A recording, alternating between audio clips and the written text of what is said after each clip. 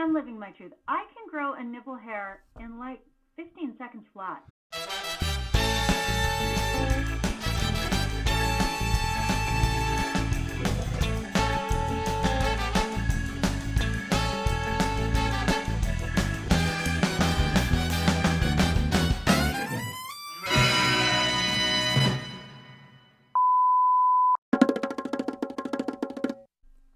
Hey, welcome to Unstaged with Dave Nystrom. I'm Dave Nystrom, and today I've got a very good friend of mine who I've known for many years, Miss Enid-Raye Adams is here. How you doing?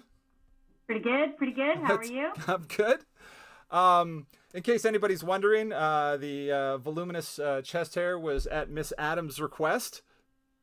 I just wanted it to resemble my reality. You're living your truth. I am living my truth. I can grow a nipple hair in like 15 seconds flat. Well, your husband told me that's what endeared you to him. You know, ironically, when we first met, he didn't have any chest hair. He shaved it. And I'm like, you know what? And smooth, buttery smooth at that time. And so I asked him, hey, listen, would you mind not shaving your chest hair anymore? Because I think, I grew up in the 70s. I'd like a little love garden and to fall asleep on. And so he stopped shaving, and I never shaved. But now I have more chest hair than he does. So. I actually met you. I think I met you at the Urban Well. Did I meet you at the Urban Well for the first time? Yeah, you did. Last episode, I was trying my hand at stand-up. Yes. And then I went to discover I was much funnier in the privacy of my own home. Although those that live with me here wouldn't necessarily agree with that. Well, my wife doesn't think I'm funny at all, but I still make a living at it. Other people enjoy it. Other people. She did. Other people, except for the people who know us best. Yes. She enjoyed it initially, enough for me to woo her, and then she's kind of grown tired of it. You know what? That's exactly what happened with me in hockey. As you recall, I loved hockey. Big fan. Yeah. In the 2004 playoffs, when it was Calgary and Tampa Bay, I was actually in Calgary doing a play at the time, and Vancouver was knocked out in the first round. And all those bandwagon jumpers in the theater in Calgary, who I love, hi, if you're watching, they didn't watch hockey at all. And I was just crushed because Vancouver was eliminated so early. But then Calgary went on this magnificent run. So we were all just glued to the TV. And I actually had to go back to Vancouver before they got to the final round against Tampa Bay. And I drove from Vancouver back to Calgary, just to be in Calgary for the series. And then Carrie Fraser called a bullshit penalty in the last minute. And and we ended up losing the series. But that's how big a fan I was back then. And I told my husband, who wasn't my husband at the time, how much I loved the game. But then, if you remember what happened immediately after that series, the following season, there was a lockout. Yes, and yeah. There was no hockey for an entire season. And I was just like, you bastards, I drove to Calgary for you. I hurt my neck cheering. And that's hardcore because if anybody who's not Canadian or is maybe in Eastern Canada is unaware, that is a 10 plus hour drive. That's no quick jaunt. That's not a couple hours. That's like 10, 11 hours. Yeah. And it's closer to 13, I think, right? I guess, yeah. I mean, depends how you drive, but it's a hike. It is a hike for sure. And that time of year, you still could possibly get in some snowstorms and that going through the mountains. So that's pretty hardcore. It snows in Calgary in June. Yeah. So, but these are the stories I told my husband about how much I loved the game, which I did. And I mean, I still have memories of Olympic hockey, watching the 98 Nagano Olympics. Don't get me started on that. But in any case, this is who he was falling in love with. A woman who loved hockey, who didn't have chest hair. So let's jump into, you grew up in Manitoba, and then you made the move from Manitoba. Now, did you start acting in Portage-la Prairie? I did some community theater in high school. Okay. But my mom was an actor in community theater growing up. So she was a single parent raising two kids, and then when I was 12, my sister was born, and so three kids, on her own. And her great dream for her life was to be an actor, and she was able to facilitate that through theater in community theater at the Air Force Base. They had this theater out there. And it was just great to watch, to be a little kid and watch her at rehearsals and do that. So, yeah, it was always kind of something that was in my family when I was a little kid. And my big break, if I may be so bold, came when I was cast as Santa's helper during the holidays at the Portage Mall. Now, I looked up a few things about you, and like I said, I've known you for many years, but one of the things I found kind of funny and interesting was that your first on-screen role was in a Russell Crowe movie. Oh, yeah. Yeah. How was that? Well, I mean, for on-screen role is being generous. I was what they called at that time a feature extra. And to hear my mother tell it, I was a star of the movie. and she thought I should have been invited to the premiere. But I was like, this was just as I was starting university in Brandon, Manitoba. And I was driving to Brandon one day and heard a casting call over the radio for this movie, this independent feature that was being shot. And at the time, nobody knew who Russell Crowe was. But the movie was starring Russell Crowe and Peter Otteridge and an amazing Canadian actor, Christiane Hurt. And so I was like, well, you know, I'll show up to the casting call. And I went, and then they cast me. It was set in the 40s. They were training all these young men to go off to be pilots in the war. And so I was supposed to be there at a party scene. And so I was cast as lovely young thing. I didn't have any lines, was never on camera. And so my only job in the movie was to walk up to Russell Crowe in this big dance scene and tap his shoulder and smile at him, and off we would go to dance. But I had no experience on camera, and when it got to be my turn to smile, I was suddenly terrified, and I looked like a rabid gopher trying to smile on TV. And so every time I tapped his shoulder, like the camera would pan from my hand up to me, and you get the notion as an audience member that you're about to see a really, you know, hot young thing ask this guy to dance, but instead it's me doing this, you know, like all teeth and just many versions of that. And I remember Russell Crowe trying to teach me how to act. He's like, okay, so the camera's tight on you. And he was concerned, and I think maybe rightly so, for my well-being, because I was not doing well. And he just said, okay, the camera's really close. So camera's here. Just look at this eye. You'll be fine. And I was cut from the movie. Oh, really? Oh, yeah. But you want to know something? My mother, in her infinite wisdom and pride for me, like told all her friends I was in this thing, overplayed the entire situation. And one of my friends' moms called the local Portage paper, the Daily Graphic, and told them, you know, this young girl's in a movie that was just shot over here, and I don't know why you're not calling her for an interview. Embarrassing. You gotta love the mothers. It's the pride. The pride never ends. It's great. Never does. Now, you've gone on and you've done numerous. I mean, I'm not going to go through it all because it's literally dozens and dozens of roles since you made the move to Vancouver. I wish I had dozens and dozens of fans. Maybe I'd have dozens more roles. So, you know, I wish Russell Crowe were here. Then he could tell me how to act for this. This is also quite close on camera. Right? It's nice and tight. Mm-hmm. So the most recent thing, or one of the most recent things you've been working on, which I've watched and it is absolutely fantastic, is Hospital Show. Can you tell me kind of the backstory of that? Because I know there was a bit of a journey to get that show made. Well, that is a show. I'm an actor who plays a doctor on TV. So it's a show in a show. And the description is, you know, TV's most beloved doctors are played by deranged, narcissistic actors. And it's really wild. Adam G. Reid created that thing. And he's shopping it around and doing everything he can to get it as a series on TV. And honest to God, it was one of the most fun experiences I've had in 25 years in this business. That's amazing. And now there's several episodes that are available. Now, is it 2 or 3?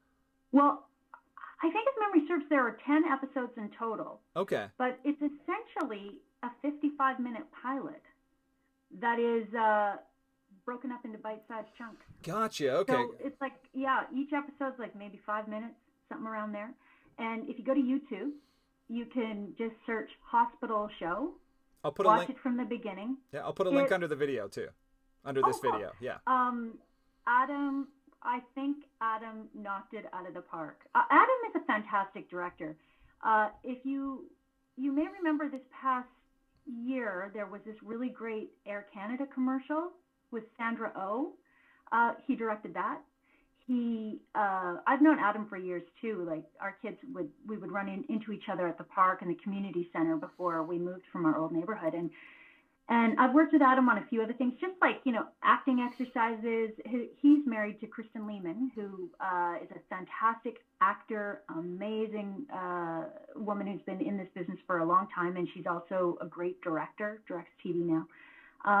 But, we would just shoot the shit. And we also did this fun little thing. We just do acting exercises and shoot them. And even some simple little thing, like he would have an eye even years and years ago. I think he's going to make his mark as a director. He's a fantastic actor. Like, he is hilarious. In Hospital Show, there are times when, I blew snot out my nose watching at home. Like, things I've seen over and over again still crack me up. He's hilarious. And the entire cast is just, oh my God, they're so funny. That's amazing. And I really hope that he's able to sell it, because I think there's such a lack of Canadian content and Canadian talent that's being showcased. And I know this is the common cry of the Canadian artist, but the fact that so many great actors and so many great writers and so many great directors have had to go to the U.S. to either further their careers or to jumpstart their career. When if we just had the infrastructure in Canada, we would have such an amazing industry here. We have a great industry, but we should be known internationally, not only for having some of the funniest people in the world. We should be known internationally as having exporting some of the greatest content in the world. I agree. So frustrating. And like I said, it is frustrating. I agree wholeheartedly. And I wonder, everything's changing now too, right? Like with the pandemic, we don't know what business is going to look like when we come back to work. We don't know what the rules will be, what the market will be. But you're quite right. Like, I just think there are so many screamingly funny people in this country. When I met you, Dave, and your very first guest on this series, Damon Schritter, you guys back then, over 20 years ago, were writing and creating your own content and putting it out there. Like, and you're still doing it. Like, this country has no shortage of super funny and incredibly talented people. I'd like to see us find a way to not have to boot us out to LA before we're taken seriously here. So moving forward, you had mentioned the Sandra Oh commercial, and I wanted to bring up a commercial that I saw you in, the Mr. Lube commercial, which I thought you were great. Because you told me a story briefly about somebody who did not enjoy that commercial. Oh, dear me. You know what? Canada's federal member of parliament, our Minister of Transport, Mark Garneau, someone brought this to my attention, on Twitter. He went on Twitter and he's like, I hate that commercial. And he was like Grandpa Stinky, and he just went off on me. And I was so surprised. Well, not me as an individual, although he did reference my character, which he hated. And I don't know why, but I felt proud of that in a way. That, grumpy old man shakes fist at sky, but I'm in the sky and he's shaking his fist at me. I think it just really spoke to my narcissism.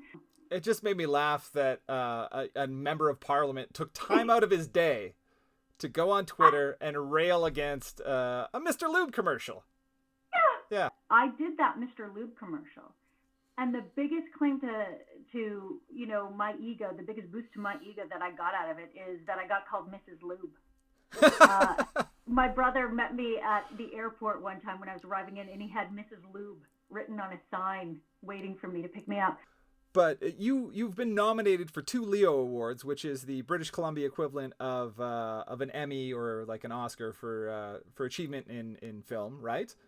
Yeah, that's right. And let's be honest, I don't allow my family to make eye contact with me in the home. I mean, yeah, I've achieved a few things. And you also hosted the Leos. Is that correct? I didn't know that. I co-hosted. Yeah, that's fantastic. So what's coming up next for you? Well, I'm gonna eat pie.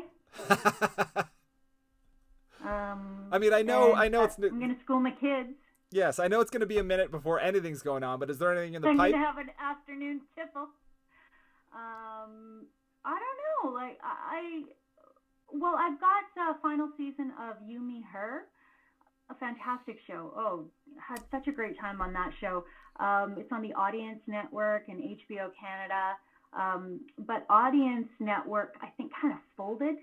And so they're trying to find a place to put some of their original programming, which may go to HBO Max. I don't know when that's airing, but there's a whole final season of that beloved show that is going to air. So when that airs, I guess I'll be tweeting Mark Garneau, "Hey, buddy, don't want you to miss it." Yeah, and there's another really cool web series that I'm in out there called Life XP, and that's the brainchild of Cassandra Ebner, who is an amazing stunt performer in Vancouver. Again, this is a testament to these incredible Canadians that maybe not everybody knows who they are, but they are phenomenal. Like the entire stunt community, well, not the entire stunt community, but a lot of the stunt community in Vancouver helped make this web series possible. And the opening scene in the first episode, which I am in, blew my mind. It looks like a big budget production. It's ultra low budget.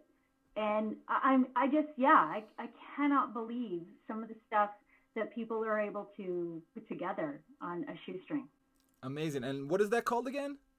Life XP. Life XP. I didn't even know that you did that. I'm gonna have to look that up, and I'll put a link to that video as well. Is that available on YouTube or Vimeo? It's on YouTube. Yeah. YouTube? And okay. Watch, seriously, just for your own entertainment, watch the first couple of minutes even of the whole thing. That is, I'm in it, and I still can't get over what they were able to accomplish. It blew me away. We saw it in a theater for a screening for cast and crew. And honestly, I just kept hitting my friend that was beside me. I'm like, how did they do? You know what? I felt like Tony Manero's mom at the end of the major motion picture Staying Alive. And he gets on stage in the Broadway, and he does this Broadway dance. And she's just like blown away. And she's like, where did you learn to do that? Like, that is how I felt sitting in the audience. I think there are some incredibly talented people in this country. I can't believe the stuff they can come up with. It's amazing. There really is, and you are one of them. So thank you. Thank you so much for doing this. I really appreciate it. It was a ton of fun. The chest hair looks amazing. Thank you. I think I've oversold it. I mean, I wish now I'm going to feel jealous of my avatar that she actually has more chest hair than I could ever hope to grow. But, this is TV, and we want to leave people feeling like, that they can aspire to something. Exactly. We got to set the bar high here. So. Hey, you are friggin' hilarious. And if you don't get your own show one day, I'm going to troll Mark Garneau. I'm going to troll Mark Garneau on Twitter, our federal Minister of Transport. I'm going to troll him on Twitter until you get your own show. I don't know how those two things are related. Yeah, I was going to say, is he handing out deals these days? Because I was unfamiliar. I've been sending my all my pitches into the wrong place, apparently. Why don't you? I mean, Mark's got to know people. He knows quality commercials. That's what he knows. Well, thank you again for doing this. Really appreciate it. I love you as always. Love you too, buddy. Enid-Raye Adams, ladies and gentlemen.